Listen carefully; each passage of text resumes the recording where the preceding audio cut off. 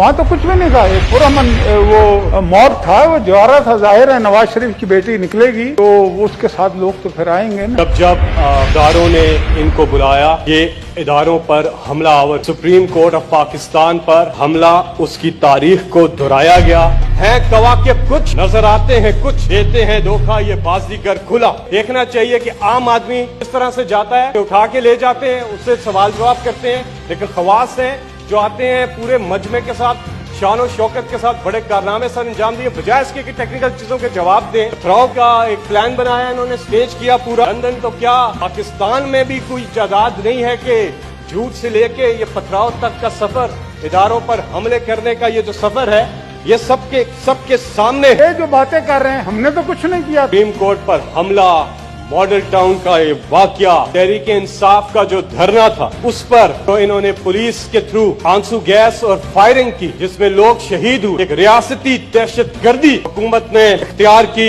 اس کے مرتکب ہوئے. ہم نے تو مقدمہ بھی کوئی نہیں درج. ہمارے دھرنے کے دوران ہمارے سینکڑوں لوگوں پر مقدمے بنے, اس میں ہماری لیڈرشپ پر بھی مقدمے بنے. چیئرمین پاکستان تحریک انصاف عمران خان پر بھی مقدمے بنے. جو کچھ ہوا وہ سب کے سامنے.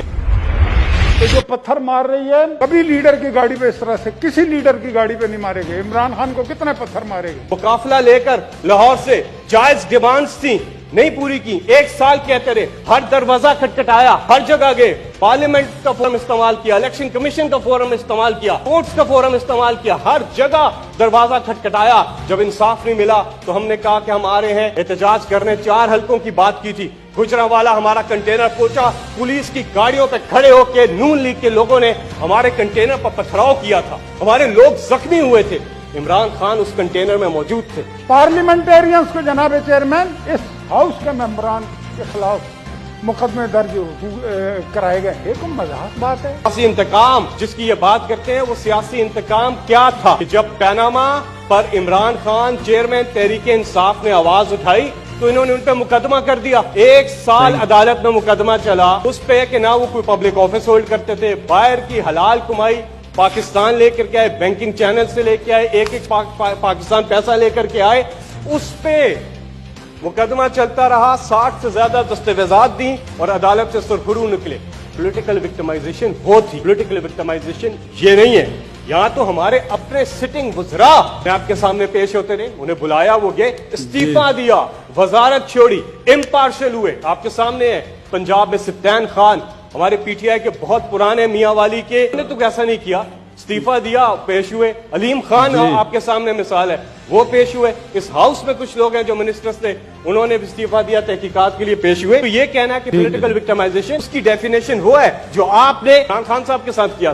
ایسی بات مت کریں. ایک تو ظلم کرتے ہیں, جبر کرتے ہیں, اور اس کے بعد اس کو جسٹیفائی کرنے کی کوشش کرتے ہیں. آپ کو تو ہمارے ساتھ کھڑا ہونا چاہیے. آپ کے سارے لوگ ملک سے فرار ہیں, باہر ہیں, وہ لوگ آتے نہیں, اشتہاری ہیں, پورا ٹبر باہر ہے, خاندان کے خاندان باہر ہے. یہ کون سا مطلب کیا ہمارے دور میں, کیا آج یہ انصاف ہو رہا ہے؟ یہ طریقے انصاف ہے؟ یہ صاف چلی, شفاف چلی ہے؟ یہ تو کچھ اور ہی نظر آ رہا ہے. اس دور کی پولیس نے کیا وہ سب کے سامنے ہے. اور انہوں نے جس پولیس والے نے غیر قانونی آرڈرز باندھنے سے انکار کیا تھا, آپ نے اس کو پولیس سے ہٹا کے نکال دیا تھا. یہ آپ کو یاد نہیں ہے؟ تاریخ سب کو یاد ہے. Thank you.